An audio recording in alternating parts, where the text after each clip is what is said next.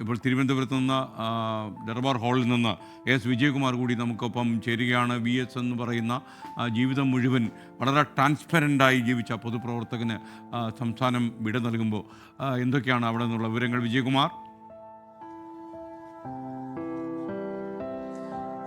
ഏതാണ്ട് ഒരു 9 മണിയോടെ ഇവിടെ VS അച്യുതാനന്ദന്റെ ഭൗതിക ശരീരം കൊണ്ടുവന്നതാണ്. അത് ദർബാർ ഹാളിനുള്ളിൽ പൊതുദർശനത്തിന് വെച്ചിട്ട് ഇപ്പോൾ ഏതാണ്ട് 2 മണിക്കൂർ പിന്നിടുന്നു, 2.5 മണിക്കൂർ കഴിയുന്നു. ഈ സമയം തൊട്ട് 9 മണി തൊട്ട് നമ്മൾ ഈ പറയുന്ന സമയം വരെ ഇങ്ങനെ 2 ഗേറ്റിലൂടെയും നിരവധി ആളുകൾ അദ്ദേഹത്തെ അവസാനമായി കാണാൻ വന്നുകൊണ്ടിരിക്കുകയാണ്. ഈ ക്യൂ നമ്മൾ ഈ കാണുന്നത് ഈ ദർബാർ ഹാളിനകത്ത് അല്ലെങ്കിൽ ആ മതിലിനകത്തുള്ള ക്യൂ ആണ്. ഇതിന് പുറത്ത് അങ്ങ് പ്രധാനപ്പെട്ട റോഡൊക്കെ കടന്ന് ഈ നിര ഇങ്ങനെ നീണ്ടു പോവുകയാണ്. VSനോടുള്ള ജനങ്ങളുടെ സ്നേഹവായ്പ, അദ്ദേഹത്തോടുള്ള ജനങ്ങളുടെ ബഹുമാനം, ആദരവൊക്കെയാണ് ഈ അന്തിമോപചാരം അർപ്പിക്കാൻ ഇവിടെ എത്തുന്ന ജനസഹസ്രങ്ങൾക്ക് പറയാനുള്ളത്.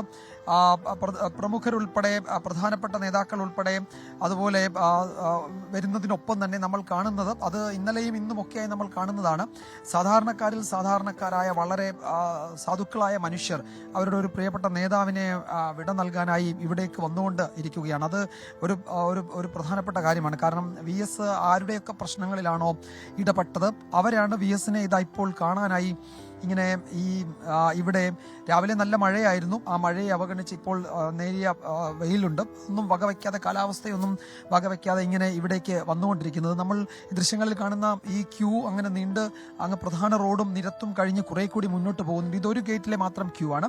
ഇതിനപ്പുറത്ത് മറ്റൊരു ഗേറ്റിലും സമാനമായി ക്യൂ ഉണ്ട്. 2 ഗേറ്റിലൂടെയും ആളുകളെ അച്യുതാനന്ദനെ പോലെ മറ്റൊരു സഖാവ് ഉണ്ടോ? ഇല്ല. ശരിക്കും വളരെ ചെറിയ പ്രായത്തിൽ തന്നെ സമരങ്ങളും പോരാട്ടങ്ങളും രാഷ്ട്രീയത്തിലൊക്കെ വരുന്നതിന് മുമ്പ് തന്നെ നമുക്ക് മനസ്സിലാക്കാൻ കഴിഞ്ഞത് വളരെ ചെറിയ പ്രായത്തിൽ അമ്മയെ നഷ്ടപ്പെട്ടു എന്ന് മാത്രമല്ല, അദ്ദേഹത്തിന് ഞാൻ ഒരു സന്ദർഭത്തിൽ ഇന്റർവ്യൂ ചെയ്തപ്പോൾ അദ്ദേഹം പറഞ്ഞ ചെറുപ്രായത്തിലുള്ള ഒരു കഥ എനിക്ക് പോലും ഭയങ്കരമായ ഒരു ഉത്തേജനം ഉണ്ടായ ഒരു കഥയാണ്. അദ്ദേഹവും അദ്ദേഹത്തിന്റെ ചേട്ടനും കൂടെ വളരെ ചെറിയ പ്രായത്തിൽ സ്കൂളിൽ പോകുമ്പോൾ വഴിയിൽ വെച്ച് കുറച്ച് ആൾക്കാരെ തടഞ്ഞു നിർത്തി. വളരെ ചെറിയ പ്രായമാണ്. അപ്പോൾ സ്കൂളിലേക്ക് പോവുകയാണെന്ന് പറഞ്ഞപ്പം നീയൊക്കെ എന്തിനാടാ പഠിക്കുന്നതെന്ന് പറഞ്ഞിട്ട് അടിച്ച് തിരിച്ച് വീട്ടിലേക്ക് ഓട്ടിച്ചു. വീട്ടിൽ വന്നപ്പോൾ അച്ഛൻ ചോദിച്ചു, എന്താണെന്ന്, പിന്നെ ക്ലാസ് ഇല്ലേ, പള്ളിക്കൂടത്തിൽ പോയിട്ട് എന്താ ഇത്ര പെട്ടെന്ന് തിരിച്ചു വന്നത്? അപ്പോൾ ആരൊക്കെ നമ്മളെ അടിക്കുന്നു, അടിച്ചിട്ട് നീയൊക്കെ എന്തിനാടാ പഠിക്കുന്നത്, പഠിച്ചിട്ട് എന്താ കാര്യമെന്ന് ചോദിച്ചു എന്ന് പറഞ്ഞു. അപ്പോൾ അദ്ദേഹത്തിന്റെ അച്ഛൻ പറഞ്ഞു, നാളെയും നിങ്ങൾ പോകണം, അടിച്ചാൽ തിരിച്ചടിച്ചേക്കും, ചിലപ്പോൾ നിങ്ങൾക്കായിരിക്കും കുറച്ച് കൂടുതൽ അടി കിട്ടുന്നത്. പിറ്റേ ദിവസം പോയി തടഞ്ഞു, അടിച്ചു, തിരിച്ചടിച്ചു. പിന്നെ ആരും അടിക്കാൻ വേണ്ടി വന്നിട്ടില്ല. അപ്പോൾ നമ്മൾ മനസ്സിലാക്കേണ്ടത്, ഒരു കൊച്ചു പയ്യൻ ആ പ്രായത്തിൽ തുടങ്ങിയ സമരവും പോരാട്ടവും വിജയവും അദ്ദേഹത്തിന്റെ മരണം വരെ എത്രയോ കൊല്ലം അത് കേരളത്തിനും ഇന്ത്യയ്ക്കും ഒക്കെ വലിയ വലിയ സംഭാവനകളായി നമ്മുടെ മുമ്പിൽ വന്നു. അദ്ദേഹത്തിന് പകരം വെക്കാൻ മറ്റൊരു നേതാവില്ല. നമസ്കാരം.